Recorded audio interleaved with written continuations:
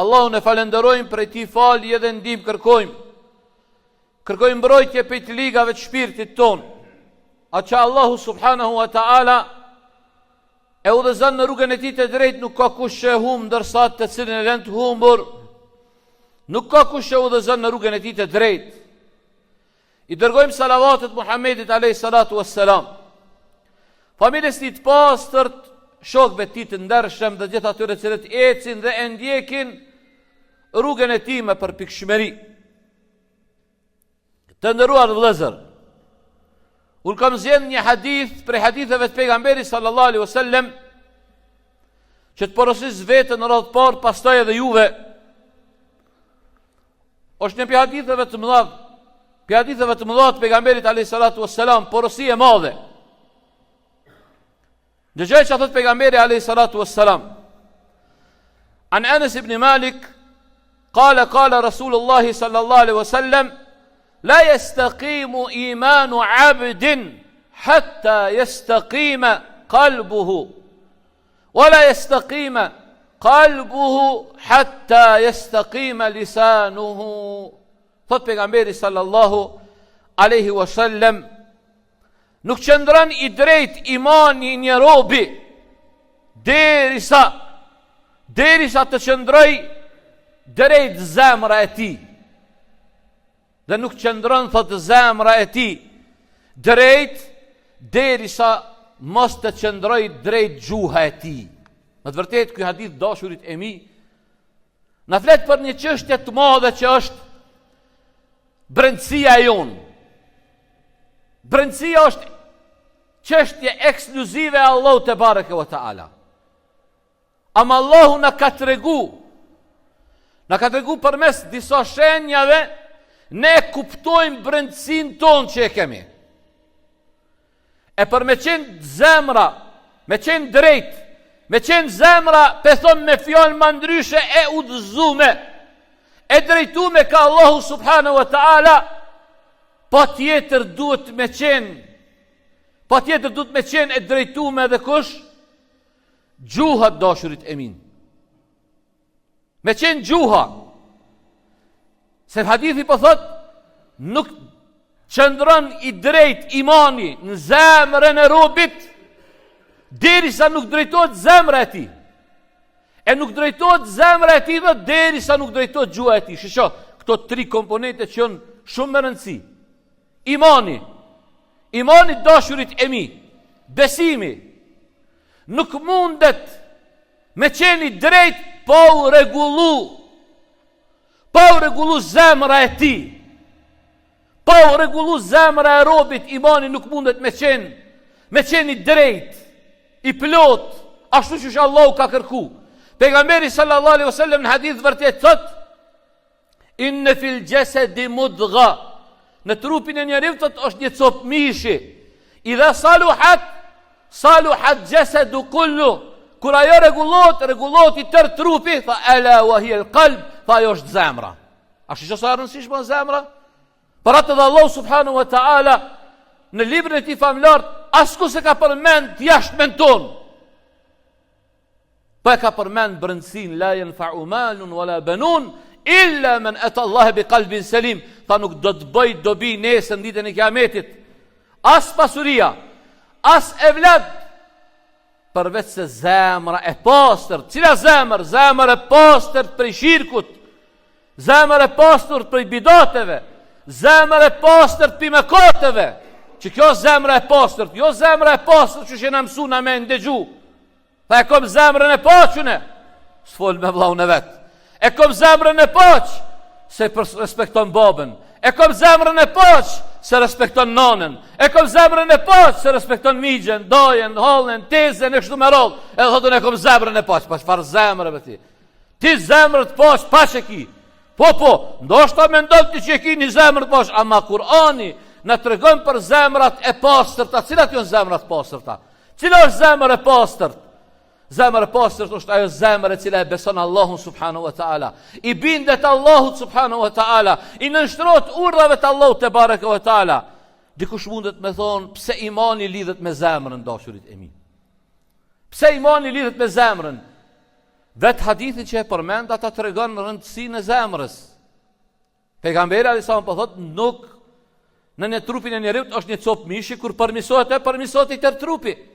Zemra do të thotë është qendra e besimit, është qendra e sinqeritetit. Zemër është sinqeriteti, në zemër është frika ndaj Allahut, në zemër është dashuria për Allahun. Këto janë këtë veprat zemrës, dashurit e mi. Çdo devim që vjen në zemër, si dyshim, mendemallësi, hipokrizi e shumë vepra tjera, ato çka bojnë? E dobësojnë me njerë zemrën. E kur dobësohet zemra, atëre reflekton edhe te gjymtyrt. Edhe gjymtyrt atëre janë të dobta në adhurime. Nuk kryejnë adhurime si duhet. Nuk qëndron zemra e drejt derisa të qëndroj gjuha. Gjuha dashurit e mi. Gjuha dashurit e mi ju sjell njerëz të lashe, probleme. Gjuhën ata që s'din me kontrollu. Nuk din me kontrollu, gjuha ju sjell probleme, qoftë përballë njerëzve, qoftë edhe përballë Allahut subhanahu wa taala. Gjuha dashurit e mi o pasqyrë e zemrës. A përshet zemra e pastër, thash ata do që thojnë i kena zemrat e pastërta. E zemra ko ka pasqyra, do me thonë gjuha ko ka pasqyrë e zemrës. Që shi kanë gjuhë që ta që thojnë i kena zemrat e pastërta, s'lenë konë po e shojt. Tonë ditë e negoj, tu i shojt gjindin me nonë. Do thotë zemrën e pastër, çfarë zemrën, ti zemrën çmër ki. Ai që i shon tjerë, se ne kom thonë, ne kom përmend disa herë, wallahi billahi, mu shojt me non nuk është adet i muslimanëve hiç, po as të kon adet i kombit ton, kjo adet i shkijeve kon. Shkijet janë shojt që thotë. Ata që na bodojnë bos i shkijet janë bu. Ton ditën e got, por me kallxuja ranin në forcë që e ka me shokin e vet, ja bën biro. Që biro. E shon me non, po super, e kam shok të ngushtë. Çfarë shoki më çish mu shojt me non? Çish ja shon nonën shokit? A me ka që e kena eranine e trash, e kena trash. Do të zemra dashurit e mi, zemra, për me tregu pastërtinë e zemrës, gjuha jo është ajo që e kallëzon pastërtinë dhe është pasqyrë e zemrës. Nëse zemra është e smur, dëgjoj, nëse zemra është e smur, atëherë gjuha del, pi gjuhës, çka del? Del gënjeshtra, dalin thashethëmet, dalin fyrjet, del përgojimi, del shpifja e shumë veprat ndyta. Këtë dali për gjuhës. Ama ato reflektojnë pikajt prej zemrës. Nëse zemra është e pastërt, gjuha është e qetë, e matur, e butë. Që ata që kanë thonë dietarët. Dietarët kanë thonë, gjuha është pasqyrë e zemrës, kur ajo prishet zemra, kur drejtohet, ajo drejtohet zemra. Hadithi apet që ato që e përmenda, me kas të përmenda fillim të hutbes. So është bazë në këtë çështje.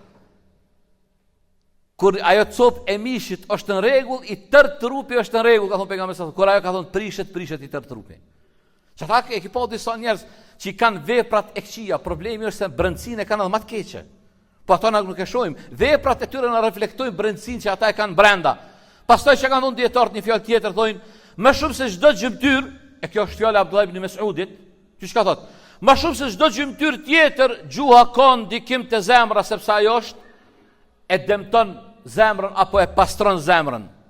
E dëmton apo e pastron. Kush dëshiron zemër drejt, le të filloj duke kontrollu gjuhën e tij. A don me pas zemrën e pastër, të mirë, të butë?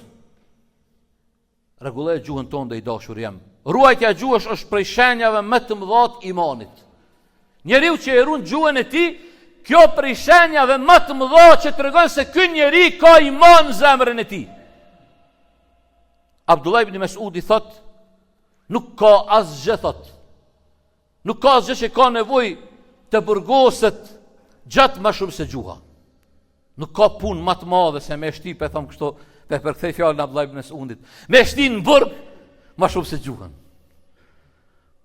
Omeri thot, kush flet shumë, gabon shumë. Hasan al-Basri, gjuha është thot komandanti i trupit, nëse drejtohet ajo, drejton të gjitha gjymtyr dashurit e mi. Gjuha dashurit e mi sjell të lashe. Gjuha i prun të lashe njeriut. Gjuha ka afet, ka smundje, ka problematika që i prun në robit. Para duhet me drejtu gjuhën, me mësu gjuhën tonë dhe me mësu gjuhën tonë dhe me përmendë Allahun subhanahu wa ta'ala. Me përmendjen e Allahut zemrat pastrohen. Kur përmendet Allahu, lexohet libri i tij, përmendet emri i tij, zemra pastrohet, zemra mbushet iman, edhe pastaj aty në atë zemër nuk ka vend për fjalë të kota, për fjalë boshe. Për ata që dashurit e mi, duhet të kemi shumë kujdes. Duhemi të jemi shumë kujdesshëm me gjuhën tonë. Pe përmendi vesh një tëmet gjuhës që robi nëse se kontrollon ato, çfarë pasojë ka dhe pse në hutben e ardhshme inshallah taala, sot një javë, nëse na gjallë dhe shëndosh do të flasim për pasojat e gjuhës. Unë pe përmendi vesh një që ndërlidhet me ahiret. Pejgamberi sallallahu alajhi wasallam një ditë për i ditëve e porosit ke Muadh ibn Jabelin, një shok për shokëve të tij, e tha figurativisht i tha: "O Muadh, tha, emsik ala hadha", e kapi gjuhën e tij pejgamberi sallallahu alajhi wasallam e mbajti, tha: "Ruje këto. Ruje këto", tha. Tha: "Ja Rasulullah, a kena mu marë, tha, në llogari për gjithë çka thojmë na?" Tha: "Mos të pas të nona", tha o Muadh. Tha: "Kuletka ummuka ya Muadh." Nona, tha, mos të pas të o Muadh.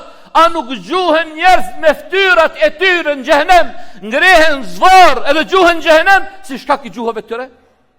Gjuha o dashurit e mi, që ata pejgamberi sallallahu alajhi wasallam ka thonë, kush më garanton atë çka e ka mes dy këmbëve dhe atë çka e ka mes dy nofllave, unë ja garantoj xhennetin. Mu rujt pizinos, me rujt organin tën gjenital, mos me qit aty ku s'duhet me qit. Edhe me rujt gjuhën tënde, pejgamberi sallallahu alajhi wasallam është garantues, po thot unë ta garantoj xhennetin. Allahu na bof pe xhennet live ya rabbel alamin. Aqulu qawli hadha astaghfirullah li wa lakum wa li sa'iril muslimin min kulli dhanbin fastaghfiru innahu huwal ghafur.